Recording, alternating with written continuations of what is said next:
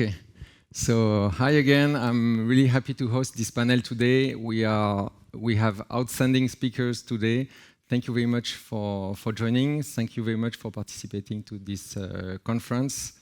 So with me today on stage, I am really pleased to welcome Erin Miller, who is the Executive Director of the Space ISAC. We have Samuel Visner, who is the Tech Fellow at Aerospace Corporation and Chair of the Board of Directors of Space ISAC. We have Reese, who is the co-founder and CEO of Foundry. And Paul Varela, who is has a role of risk analysis and cyber team leader and engineering at EUSPA. What I would suggest to start this discussion is that we do a short roundtable, and maybe you can introduce yourself and present also what your organization is doing. All right, well, thank you, Florent, and thank you to the organizers of CYSAT and Cyberinflight for putting this together. So my name is Reese, and I'm the co-founder and COO of Foundry. We're an artificial intelligence company, and we've just recently developed a artificial intelligence product for the space domain called Stellara. So we're very excited to be here and very excited to be members of the ISAC. Thank you, Nick. Samuel? Thank you, Florent, and thank you all for coming today. I'm Sam Visner. I'm the chairman of the board of directors of the Space Information Sharing and Analysis Center, and I'm also a tech fellow at a company called Aerospace, which is a federally funded research and development center. And I've run a couple of cyber businesses and done several things. I won't read you my obituary here. Let me just say that the Space ISAC itself is a public-private partnership dedicated to the security and resilience of the space systems, not only of the United States, but of partners and allies with whom we share basic values. And that includes the countries and companies and organizations that are represented here in this room and at CYSAT 2024. We're very serious about the concept of collective defense. We believe that collective defense in a very complex world in which there are contests, a world in which countries are contesting the very basic foundation of the international system, is important, and that we are stronger if we are working together, and those countries that share values should work together. We've signed a cooperative memorandum of agreement of understanding with CNES, with the UK Space Agency, the Greek Space Agency, the Israeli Space Agency, the Japanese Space Agency, and we have a pipeline of other international partners with whom we expect to be working. So we'll talk more about this concept of collective defense in the course of this panel. Let me turn this over to our executive director, who really makes it all work, and that's Erin Miller. Thanks, Sam. What a great setup. Thank you, Florent, and thank you to CYSAC for hosting this event. I'm Erin Miller. I am the executive director of Space ISAC, and about 4.5 years ago, I had the privilege of being able to stand up the organization with our founding members. We do operate a watch center that shares threat and vulnerability information across our membership and our partners. So it is truly an honor to be able to be here at CYSAT and be able to engage with this community and make it so that we're all one community and we're able to collaborate and raise our overall security posture for the space industry.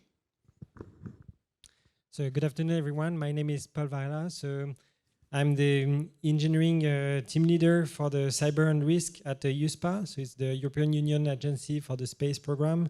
I'm really pleased to be here, and again, thank you, Florent, thank you for inviting us almost in the same configuration as last year, so I'm pretty sure that we'll have a lot of things to share.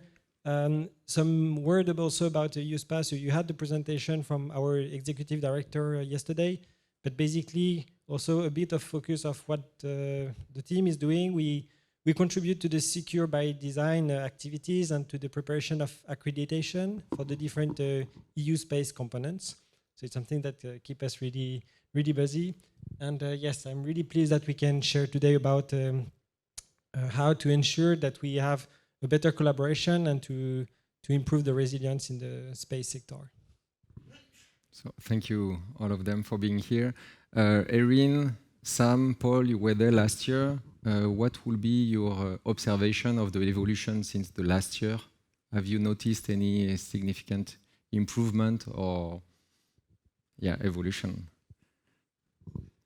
I've seen a continued focus on the need for collective defense. I think the international situation has developed in a way that our friends and our partners in Europe, as well as in the Asia-Pacific region, have come to an even sharper understanding, Florent, of the need to work together. We have seen that. I've also seen a certain common focus on technologies. There's been some convergence on things that are interesting among the companies. AI, perhaps foremost, space situational awareness. I'm seeing a convergence not necessarily of the products, but of the underlying technology, and I think that's a very good thing. And lastly, I would say that as impressed as I was last year with the quality and extent of cybersecurity technology for space systems in Europe, I'm even more impressed this year. And I've been pleased to encourage European companies to look to the Space ISAC as a way to express their capabilities, and frankly, for U.S. Space systems manufacturers and operators, owners and operators, to consider favorably some of the technologies that we're seeing here, because I think they are superb and second to none. So I see this year as a natural evolution to what happened last year, but perhaps on steroids. It's amplified in its effect. Thank you, Sam. Erin? Yeah, so as excited as I was to come last year, I was even more excited to show up this year. We ran a tabletop exercise, a crisis simulation last year, and we had, I think, 40 to 50 people who turned up who were eager to learn about space system cybersecurity. And it felt like over the last year that even though they were excited to learn about it last year, they had already started learning about it and were becoming very familiar with the topic. And this year, we're ready to embrace it, all different roles from different types of companies, recognizing that space system cybersecurity is important and needs to be addressed. But even more so across the globe, the different conversations that we have, I see people recognizing all threats and all hazards as impacts against space systems, and there's a very broad interpretation we can use for the word cybersecurity when we talk about space systems and protecting them. You gave the example of electronic warfare earlier. I think by definition, that is a cyber attack if there's an attack, an EW attack. And so our Watch Center is addressing all threats and all hazards, and I see the world really embracing this mindset over the last year. Paul, maybe? Yeah, maybe to complement. So you were asking what has changed since 1 year. I would say a lot. So first, worldwide, but also in Europe. So 1 year ago, also as part of the CYSAT, we had the European Commission announcing that we would establish an EU Space ISAC as part of the EU SSSD, so the EU Space and Security Strategy. And basically, so last year it was announced, this year we implemented it, and it was well advertised by Florent just before. We had the first board yesterday, and this is, I would say, an important step and celebration for us. And this is also reflecting the fact that as part also of NIS2, space is considered as a critical sector. So this is why it's important that we ensure that we have security implemented in all our activities. So this, I would say, achievement is important. And also, in general, the concept of ISAC, so in Europe, the EU Space ISAC is joining, I would say, a family, because it's not the first one being implemented. We have a lot of them, and following the different critical sector we have. So this one joined this family, but also on top of this, the concept of the ISAC is to be sure that when you have a challenge and you're looking for solutions, people facing the same challenges as you have a place where you can go and discuss with your peers. May I follow up on that, please, Florent? Paul makes a very valuable point, and I want to, as we say, to foot stomp it. ISACs are public-private partnerships. They're not government organizations. The leadership for ISACs in general come from the private sector. The establishment of an ISAC by the European Union, by the space program, is a great thing. And in fact, we are looking at that ISAC as well as similar efforts that we're trying to facilitate in the Asia Pacific, particularly with our friends in Australia and Japan, to build a worldwide network of information sharing and analysis centers for space, giving us a follow the sun or essentially 24/7 capability. And we need it. because the collective defense of the space domain is not something that can be done 8 hours a day and can go and be essentially unobserved and ignored for the rest of the day. It really will require a collaborative effort 24 hours a day. And the term collective defense requires that we work with partners in Europe and in the Asia-Pacific region. So frankly, we don't look at these as alternative organizations. We look at these as partners, and partners in what we believe is becoming a global network. And that the emphasis should be in the private sector makes a lot of sense, because that's where the real energy now in the space sector is the private sector, is companies that are building and launching and operating and supporting customers in the private sector. Even governments now depend on the private sector. So we welcome this move, and frankly, we look at them as a keystone component of building a global architecture, and we're glad to have been able to support it. Okay, thank you. We talk more and more also about the recognition of space as a critical infrastructure. Would you like to talk regarding that? Maybe Nick?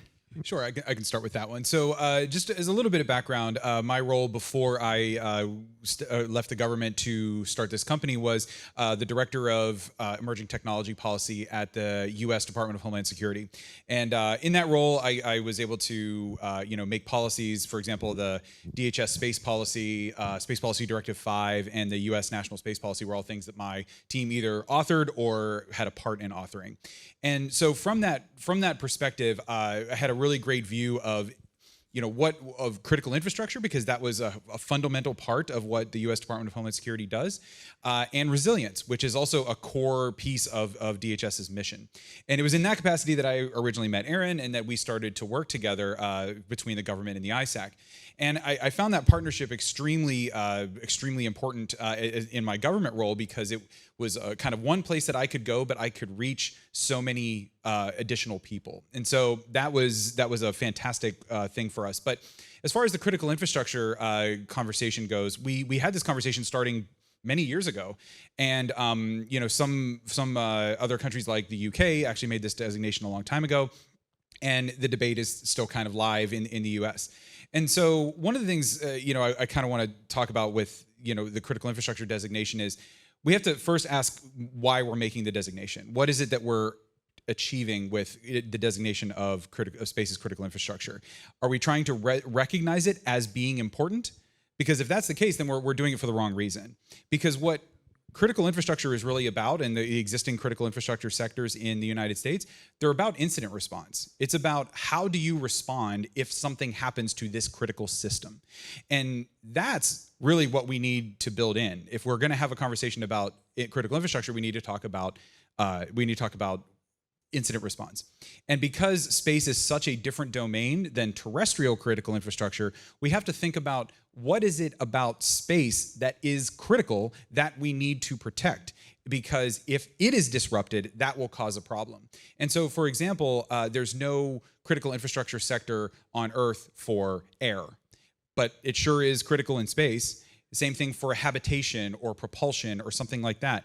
Those things should be considered, because it's not only about the impact on the ground to Earth services, but also as we go further and further into space, something like mining on the moon or missions to Mars, those activities have to be protected as well. So as we have these conversations, I want to make sure that we speak about them from those perspectives, because those are perspectives that we were thinking about them in the government, and perspectives that we continue to use in my company now. I can add to that as well. I think the economics of the growth of the space industry and our dependency on these future space systems and the geopolitical activity all lead to conversations about critical infrastructure. And we saw this in our exercise yesterday, actually. There was a pivotal inflection point where the space system became critical infrastructure by definition. We were dependent, humans were dependent on it, and all of the teams knew. And the government knew. And so it's very insightful to me to see that inflection point and when it happens, and how now it really matters how we coordinate the response, the incident response, and who's available, and are they ready in advance, and have we prepared an action team? And knowing this on a global scale is going to be quite challenging. And so that's one of the initiatives that we've been actually working on for, I would say, about 4 years, is these repeated exercises we do around 4 to 5 a year, having the same conversation, because there's so many players involved. There's hundreds, if not thousands, of people involved in this conversation on a daily basis about how to protect space systems and do incident response. That's a very short-sighted number. The number's huge. I can't even fathom how many people. So how are we going to coordinate and organize and be prepared? It's a daily activity. Maybe if I can add one element. So because you were asking what is the impact to have the space as a critical sector, basically, I would say also that space being critical is not new, but what is new is also the different challenges we are facing, meaning that in the past we were, let's say, a bit protected by the technology we're using. It was quite specific, not everyone had access to it. Now that we rely more and more on different elements that are over IP, on generic technology blocks, then also the exposure attack is increasing. So the question is also what toolbox we're offering to our community to face those challenges. So what are we, for example, how do we protect our supply chain? If you have the most secure entity, but maybe your supplier is not, then maybe the attack will come through this part. So at the end, again, yes, what is this toolbox? How can we share within the community to be sure that overall we are securing our sector and our system? Yeah, and just to follow up on what Paul said, I mean, he makes a really important point here about how there was a time where, you know, everything all activities in space was kind of the exclusive domain of just a couple of governments and a handful of contractors. And now that we've opened it up, the space, the commercial space economy, that's wonderful for all of us, but we also have to consider what that means for both complexity and for attack surface. And so that complexity side of it, I mean, you know, how many more satellites have we launched just today or this week, right? I mean, we're launching satellites at an unbelievable pace, which is increasing the level of complexity, which is increasing the level of risk. And so the toolbox piece is so important, because as humans, we have to be able to understand what this complexity is and how we get our arms around it. And, you know, did we think about space cybersecurity, you know, when there was no kind of commercial space industry? Not nearly as much, because there are still legacy satellites that have unencrypted uplink and downlink. So we have to fundamentally change that. And in order to do that, we have to bring the right tools, like artificial intelligence or something that can make sense of all of this data, so that we can respond to incidents, and our response time isn't days or weeks or months, but it's, you know, hours. Yeah, I think the question of critical infrastructure designation is essentially an administrative issue. And at some point that decision will be made. And Washington is a complex environment. Many different agencies will have a view and will want to play an appropriate role. I think that's not the key question. The key question is whether or not there is a sector risk management architecture for space. There is broad agreement that all other critical infrastructure sectors, maritime systems, communication systems, agricultural systems, all depend on space. And I think if you ask almost anybody in the public sector involved in space, they will make that make that statement. They will agree to that comment. The real issue is whether or not, as Nick said, there is a common toolbox, and I would use the term a risk management architecture. Are there the right people? Are there the right resources? Is there an information architecture in place that allows for the quick and decisive use of information among interested parties? So to the extent that that exists, I would say that the Space ISAC is playing that role. We are building the common information architecture that allows, before an emergency, during an emergency, and in recovery from an emergency, the exchange of information. And not just the exchange of information, but its correlation. We see a cyber threat over here. We see an orbital anomaly over there. Are they connected? We see a space weather event. Could that be used to cover a cyber incident? We're doing that correlation. And by building a common lexicon and common threat picture that we share among all parties, that plays, I think, the most important role in a sector risk management architecture. Even as a discussion about a formal designation and who manages the designation takes place, eventually that'll get sorted. In the meantime, the more urgent question is having an operational architecture to actually work on this. and be ready in an emergency. And I think that's the role the ISAC is playing. And as we work with our partners, the ISPAC, the European ISAC, we're hoping to make that an international or global effort. Thank you, Sam. So there are some new operational capabilities which have been implemented within the Space ISAC, I think in particular of the Watch Center, and you have new capabilities coming up. Do you have any words to share about that, Erin? Yeah, 2 weeks ago, we announced the stand-up of a LEO owner-operator affinity group. And this group is critical because daily, LEO owner-operators are experiencing attacks against their space vehicles and their systems. And so now we have a forum for them to convene and discuss with one another these attacks. And we can document tactics, techniques, and procedures and advanced persistent threat actors and facilitate the information sharing, but not just in a meeting format, but also in a machine-to-machine threat information sharing model, similar to how in terrestrial networks we do cyber threat intel sharing. We will also do this using a multi-phenomenology approach. So the Space ISAC is embarking on adding multi-phenomenology data fusion to our watch center as well, where we'll bring together radar, optical, and RF information sharing of these different phenomenologies so that the different operators have a forum. Now, this is cool for the commercial sector. It's very exciting for them. They're the ones who stood it up. They wanted it. But we also have a number of different government partners now, US and international partners that would like to see this information, and they can use it to make decisions about their systems. And their systems may actually not be part of the discussion, but they still experience the same types of TTPs and experience attacks against similar types of advanced persistent threat actors. So this is incredibly valuable information sharing that will take place as a result of this LEO owner-operator affinity group stand-up. Thank you, Erin. And also, I guess with these new operational capabilities, you were able to observe an evolution in the threat landscape and maybe also the impact of the various geopolitical events, the geopolitical context. Maybe Sam, do you want to give some words about this evolution of the global context and the geopolitical context? Well, thank you. First, it's vitally important that we understand that the space system sector is global, and it not only has global cooperation between our European friends, our American friends, our friends in Asia Pacific, but we have competitors. And those competitors have their own geopolitical interests, and they will not only use those geopolitical interests in support, use their systems in support of their interests, but they're looking carefully at our systems. I think if one takes a look at the geopolitical situation in Ukraine and elsewhere, you can see that space systems have become absolutely critical to the support of our global engagement, support of our allies, support of our partners, and support of our global commitments. At the same time, this conversation reminds me very much of the conversation, is cyberspace a domain?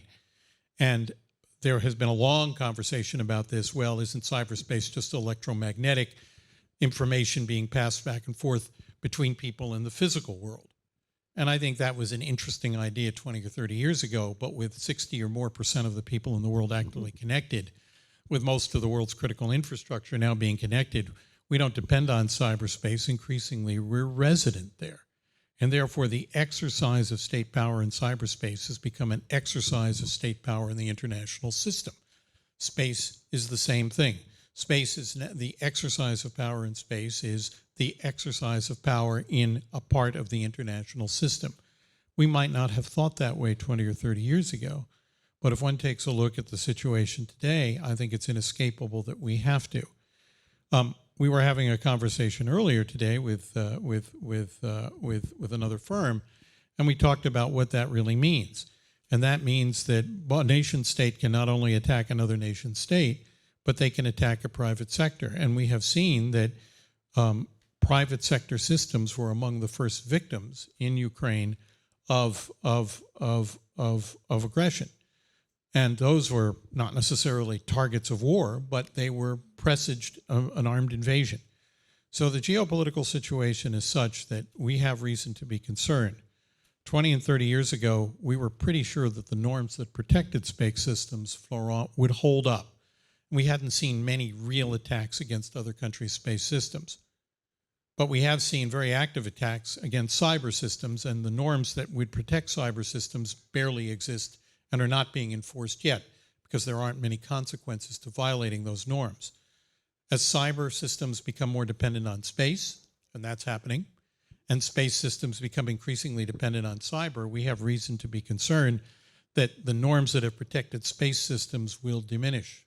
They will erode, and that space systems will become as susceptible to attacks and norms violations as the cyber systems with which they're combined. So I think we're looking at changes in the international system that will require more robust collective defense, a more robust enforcement of norms with real consequences in one form or another for a violation of those norms. Yeah, so I really like what Sam brings up here about the geopolitical situation, because it really speaks to goes back to the critical infrastructure conversation, because we have to talk about what happens when an attack, a disruption, a denial occurs in space. Because much like the cyber domain, is anyone here never been cyber attacked and never will be? Anybody? Well, if you haven't, you will, and if you say you won't, you're probably not being honest, because attacks are going to happen. And so we talk a lot about what is going to happen after an attack, the resilience to that attack, right? And so if you look into space, there's the cyber domain, there are things that are happening, attacks on ground systems. But where I think this gets even more interesting is when you start to bring the authorities and capabilities of certain government agencies and you translate them into space. And what happens when you do that, when you've never done something like this before? Because now we can have conversations about things like strategic positions in space. What does that mean? Well, if I didn't want a kinetic attack against my satellite, I would probably launch it to be right next to maybe a GPS satellite or a espionage satellite or something like that, so that the enemy country is not going to shoot it at that because they're going to destroy their own asset too. What about things like space lines of communication? We might need to protect those. What about strategic space launch facilities on Earth? There's all of these pieces that go into this, and we have all these different government agencies that have authority and capability to work on these things, but they need a framework around which to do it. And so that's where critical infrastructure becomes important, because it tells them how to apply those authorities and capabilities and when to do it for maximum resilience. And as long as we look at this through a lens of not just what are the impacts on the ground, but what are the impacts to continuity and strategic position in space, we can really do something impactful with space critical infrastructure. Thank you, Nick. So we see that part of the answer against this evolving threat landscape is the need for more cooperation and collective defense and collective intelligence. How do you all act in order to improve this collective intelligence and collective defense? So the ISAC is part of the answer, but how does it work within the ISAC? Well, it is the ISAC. I mean, the ISAC model is collective defense. It doesn't work unless there's members and partners. So what we've done is we've created an information sharing architecture that facilitates the sharing of data and sharing of information that allows for actionable intelligence. So we issue out alerts, and you mentioned standards earlier. The IEEE standard, I think, is an amazing next step to actually define what secure by design looks like for space systems. So a lot of the community that we're talking about, these members and partners, are part of that discussion as well. But in the Space ISAC, we're more focused on the actionable intelligence. So the day-to-day, what is the threat, identifying the threat, but then a byproduct of that is education and awareness of this community. There's a number of trainings and exercises that take place, and we have a fellowship program that allows students and professionals that want to learn cybersecurity, space, and intelligence to take part in a hopefully year-long program where they learn this trade. And I think we're making some good headway, but we're only about 4.5 years into this, right? You guys have been working on this for about a year and now officially have launched. So we've started the multi-decade effort, but we still have a lot of work ahead of us. I'm just really proud at all of the successes that we've all had working together, because we've done something. We have stood up a Space ISAC, and we have an operational capability. We have strategic partners who are also doing the same, and we will have, like Sam says, a 24/7 operational capability to defend our systems against the adversary. So yeah, maybe Paula. Maybe to add on this, because I think we are moving from it was also a quote from yesterday, but from the need to know to the need to share. Now we need to share those information, and we're talking about toolbox just before. So the first question is, what do we have in this toolbox, and also who is going to use it? So basically, the ISAC is also to help the different people to raise awareness, raise also their maturity level in security. So this is one of the main goals. And the second one is, so what do we have in this toolbox? So to focus also a bit on the EU part and what we are implementing with the Space ISAC. So since the kickoff also yesterday, we have a full roadmap where basically we are implementing the different working groups. And as part of it, I was saying that it's a place where you can find the different answers. And we know that in EU we have different guidelines, regulations, standards, and you need to learn how to navigate between them. So in order to find those answers, you need to also share with your peers, and this is also the objective of those working groups and the activities that we are having. One of the important and interesting challenges that we have is to catch up to and keep pace with the changes in the space system sector. If one takes a look back 20 or 30 years, the space system sector that existed then is very different from the one that exists now. And people who were working in the field then probably would have had difficulty imagining the world that we're seeing with tens of thousands of satellites in low Earth orbit. Tall people in the audience, be sure to duck, be careful. They're all over the place. But more seriously, it's not just the number of satellites and the number of platforms, but it's the number of missions, the number of high-performance remote sensing missions, alternatives, GNSS systems, new systems that are going to be cellular direct to space without a ground station. We're going to be seeing manufacturing in space. We're going to be seeing more travel in space. We're going to be seeing space mining. This means that everything we do to try to protect against today's threats, we need to reserve some of our organizational capacity to prepare for what's coming. We've established a cislunar affinity group because we believe that there will be a cislunar architecture. We're already trying to build one, so are the Chinese. And this cislunar architecture will facilitate exploration, mining, communications, and other lunar missions. And it will have to be secured or it won't work. We're going to use resources on the moon to go to other planets. We won't be able to do that if we can't make these IoT systems and other systems secure. It's why we held an exercise yesterday in which some people here may have participated that focused on a cyber problem with cislunar mining operations. So one of the things we need to do is to sit quietly in a room and think about not what's happening, but what's going to happen in 18 months, what's going to happen in 24 months, because the pace of change is really quite unprecedented.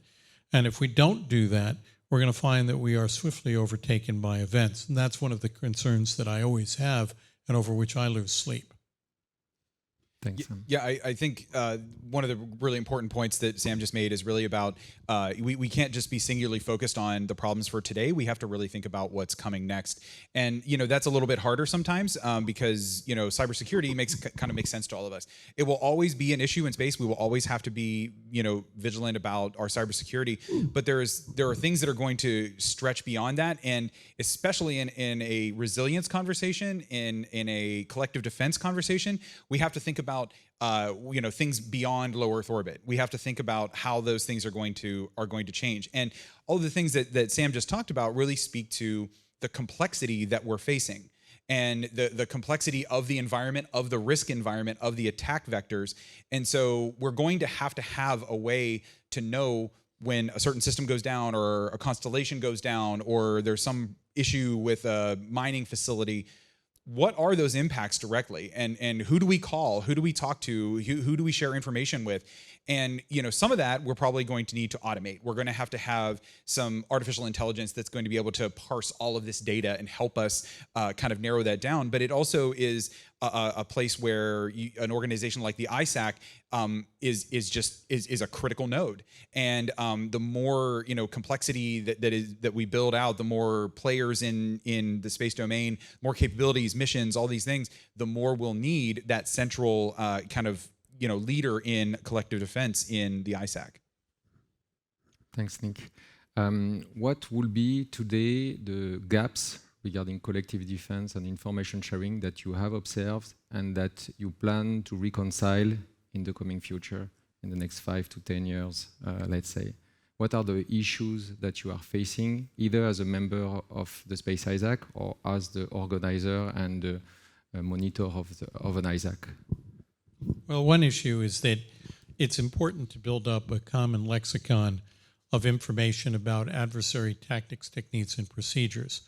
My own company, which is a federally funded research and development center, Aerospace, has developed Sparta, which is a way of characterizing adversary tactics, techniques, and procedures. So if an owner or an operator sees a pattern of activity, they can relate that pattern activity to a known set of activities and say, this is what we think is happening, this is what they're doing, this is the best way to defend ourselves. But building out best practices that can be used among all our partners, an information lexicon and architecture that can be used among all our partners, I think is an absolutely urgent thing to do. And I wouldn't say we're overdue, but I would say that the number of new entrants into the field who may not be familiar with what already exists and who may not have had input into how it can be improved, that I think is a concern. We want these new entrants, but we want them to understand what's already available to them.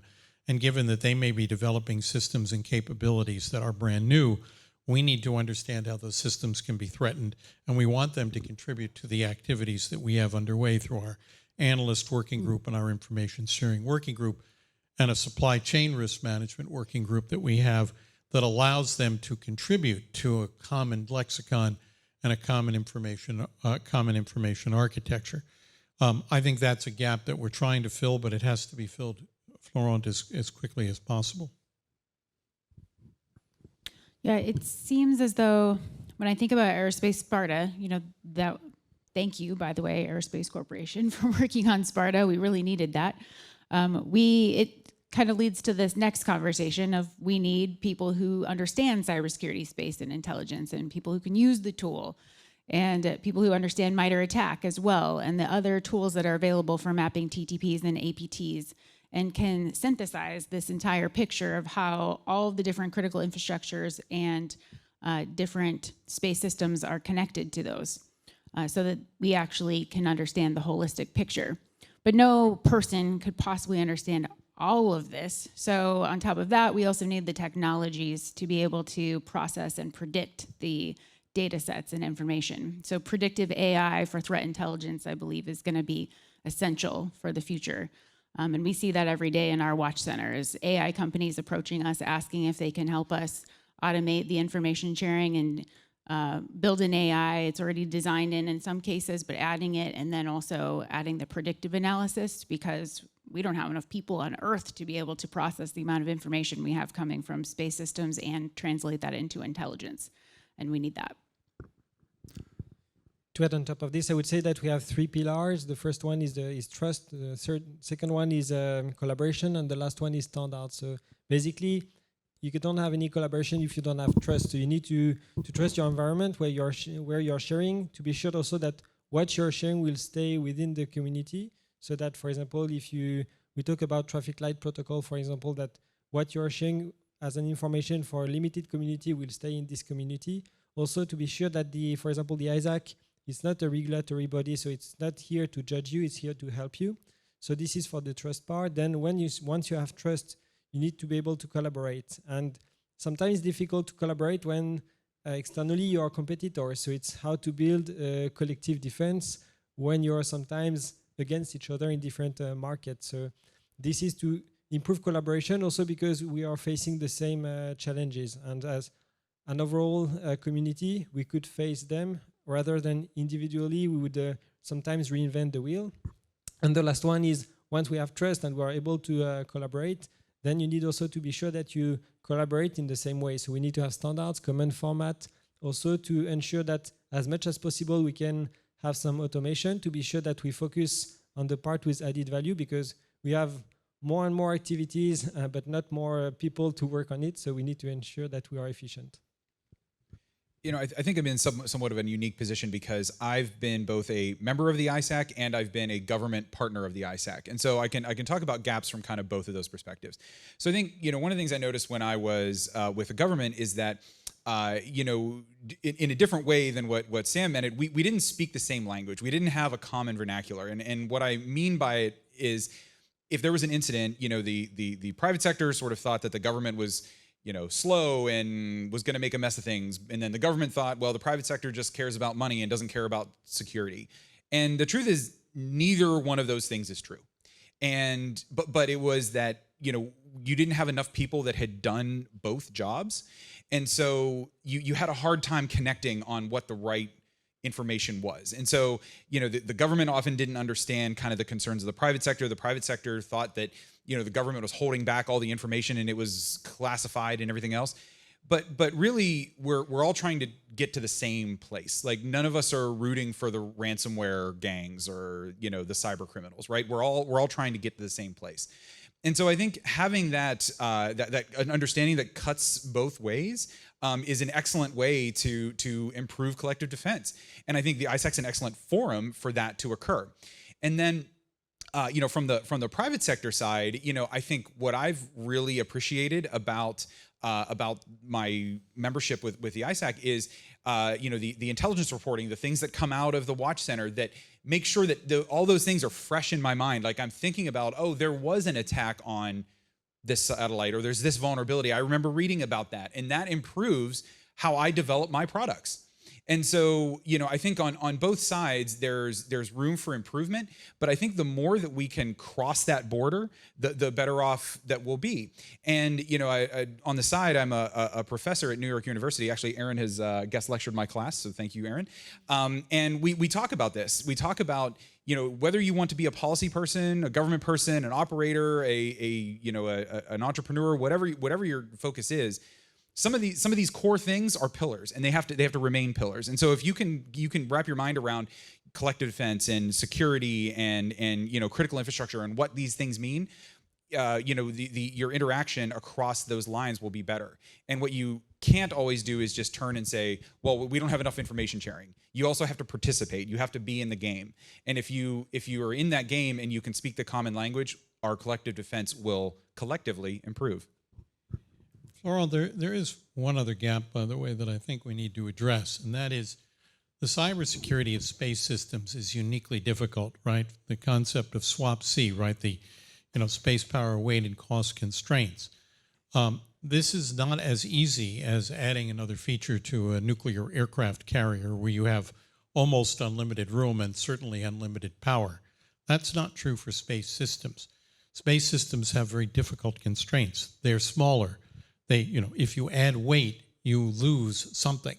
If you add cost, somebody has to pay for it. Either an investor pays for it by diminished returns on their investment, or a customer pays for it in the service or product that they're buying.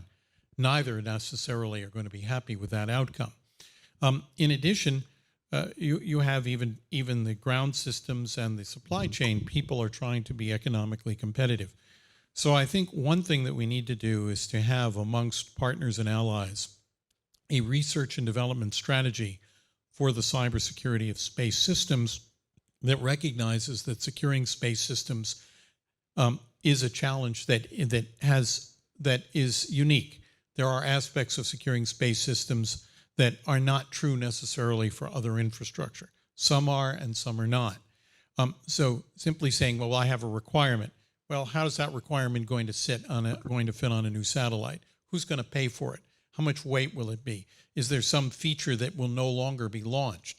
Is it a feature for which somebody has paid? Is it a feature for which an investor expects a return on investment because somebody has paid?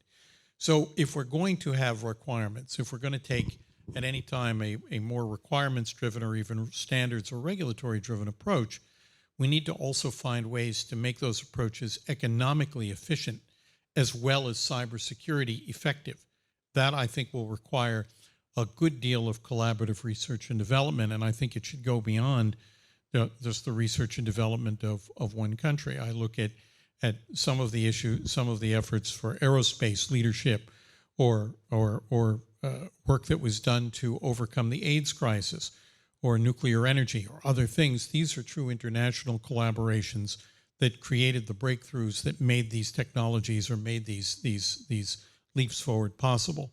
I think this kind of collaborative research and development is urgent, and I think it's important. Thank you, Sam. Maybe a last question before we go into the Q&A. Yeah, I wanted to ask you, maybe for Erin and Paul, so do you have any idea of the roadmap for the Space ISAC or the European Space ISAC? I know that today at the Space ISAC you have around 100 members, I think, and you have expectation for the future. And what also are the expectations for the European Space ISAC? Today there are around 14 founding members. So any idea about the roadmap? Well, I've never been very good at predicting the future, but I'll give it a shot. So when we set out to launch the Space ISAC, then we did intend for it to be global. So I would anticipate that there are going to be thousands of members. The global space economy is going to be $1 trillion in theory, right? So we hear, I'm not an economist, but by 2030. So if we're really on that path, as they say, then there's no doubt we're going to have thousands of members, amongst both of our ISACs. There's going to be so many companies who are interested in participating in this conversation. But I really do think one of the biggest things that we're going to see is organizations starting to lead in cybersecurity for space, and new companies forming that is all they do is space system cybersecurity. And we do need people who are heavily focused on that, and regions of the world that are making significant investments in ensuring that we have successful technology that's focused on space system cybersecurity, because it's not just the same as doing terrestrial network cybersecurity, as we've all heard over the last 2 days. It's different.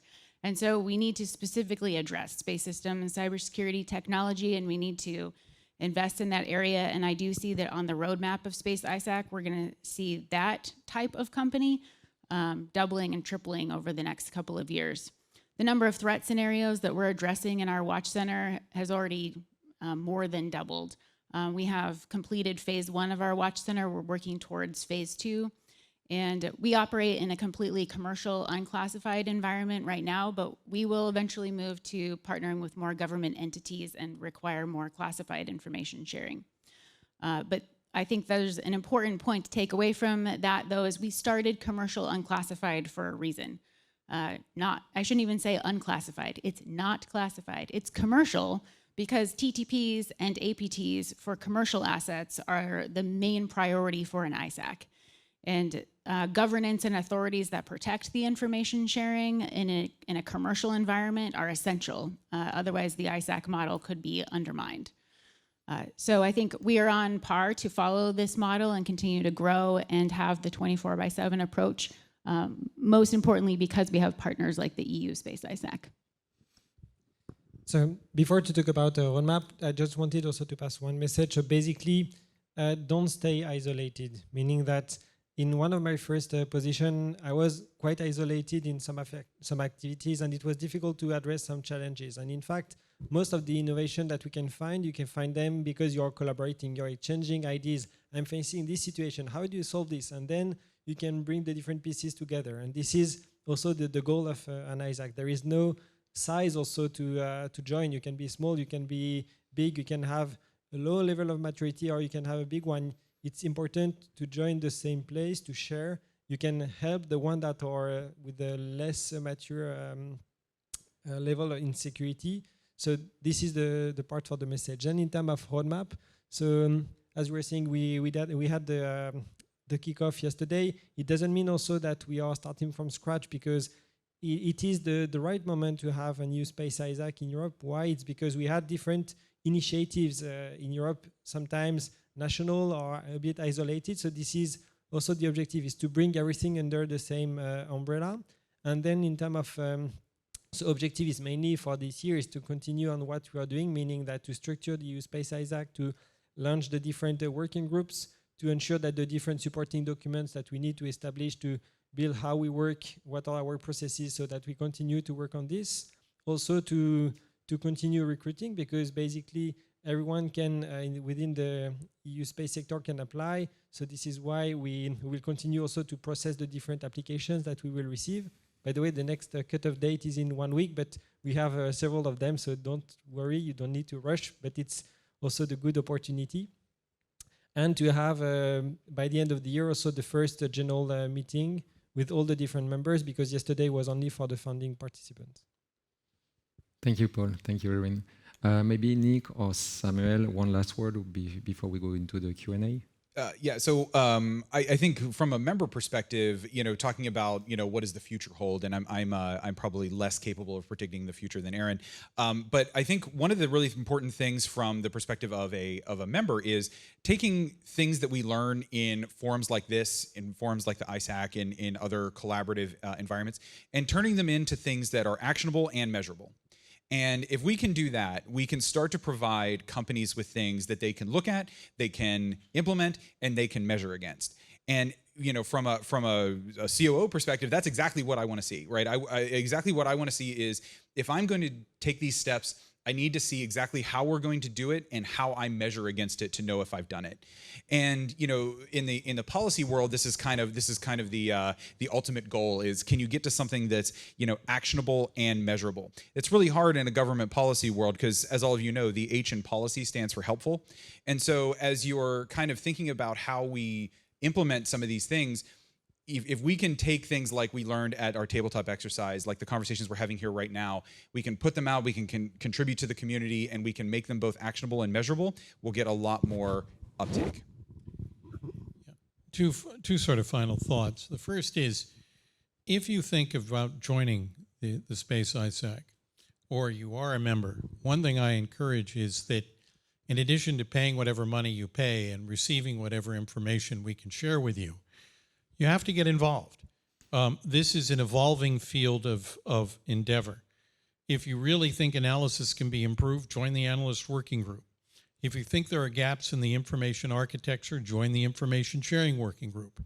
If you're worried about the security of the supply chain, which is increasingly global and commoditized, be a member of the supply chain risk management working group. If you are a LEO owner and operator and you're really worried about the security of these proliferating systems, join that affinity group. Get in there and do some of the work. Frankly, your dues don't really support this. What supports the money doesn't just support the effort. What we're trying to do is to build a community of people who are willing to work together, respecting each other's proprietary and competitive information, but willing to work together and to advance the state of the art. Otherwise, this isn't going to work. Simply paying Erin's salary to run a watch center isn't going to be sufficient. Involving yourselves from whatever discipline you have, analysis, technology, operations, business management, in a way that contributes to the work of these collaborative groups, that's where the real difference is made. And one thing I should have mentioned before, just to understand something of the geopolitical situation in space, I would direct your attention to a publication about a year old, but still very much worth reading. It's called Defending the High Ground, and it was published at Georgetown University in Washington, D.C. by their Center for Security and Emerging Technology. And it will give you a sense of the global competition in space and what is really at stake in this competition. It's well worth reading. And the fact that I know some of the authors notwithstanding, it really is, it's available for free on the web. It's an academic publication and very accessible for all of that. Again, Florent, thank you very much. Thank you very much, Sam. Also, I don't know if you noticed, there is the new publication of Space International. There is an excellent article on the history of ISACs and Space ISACs in particular. So I encourage you to read it. Maybe we have 5 minutes left. Do we have time for questions? We do. Do you have any question from the public? Mr. Reese, in Europe, we have a focus on critical entities, meaning the subject other than the function per se. How do you see this? Well, I guess I get to go first. Thank you for the question. So, so when you talk about critical entities, different from the function. So, in US we have things that are similar. Particularly in the financial sector, there we have systemically important entities in that area. So I think when it comes to critical entities, I still think the function and the mission of what that critical entity is doing matters. And so I think to me, I wouldn't necessarily separate them, although I realize that they are probably administratively separate in the EU. But as far as kind of looking at the risk management, I mean, the risk to the systemically important or critical entity does by definition kind of impact the mission or the service that entity is carrying out. And so, while I understand and respect that we have kind of a difference in, the administrative classification here, I would definitely encourage from a resilience perspective to include the kind of the function along with the entity. Thank you for the question. Thank you, Nick. Do we have another question? How and by whom an activity is labeled as a threat? What factors are taken into consideration? You should answer that question. Yeah. So yeah, the threat. No, that's a good question. As I was saying, we have to be clear on the definition of what we consider as a cyber attack. The threat as a cyber attack. It's basically the fact that you have an impact on the CIA matrix, confidentiality, integrity, or availability, or also on the fact that you have an impact on the non-repudiation, the fact that you impersonate someone. So I will say this is the global definition of the threat. Yeah, thank you for the question. The only thing I would add today is that regardless of whether or not an action is taken against a government space system or a commercial space system, we regard commercial space systems as important to national security, and that means economic security, economic competitiveness, and the security of all critical infrastructures on which it depends. So if somebody threatens a space system, and that space system is used for precision agriculture, to be able to help large agricultural equipment to exactly the square meter of a farm that needs to be cultivated, I think that's a threat because it threatens a country's food supply. If there is a threat to a space system used for the navigation of an oil tanker, I think that's a threat to a country's national security. I think if there is a threat to the remote sensing used to take a look at conditions in an emergency, say an earthquake or a hurricane, that I think is a national security threat, because I regard national security threat as anything that threatens the not only your armed forces, but essentially the safety and security of a civilian population. Certainly, we've seen adversaries take that view. So I think it's important to be fairly broad in the definition of the word threat, given that a threat against a commercial space system can have significant effects across many different sectors. Thank you, Sam. Is not an ISAC supposed to support also with prevention and anticipation and not only with response? Yeah. Yes, of course.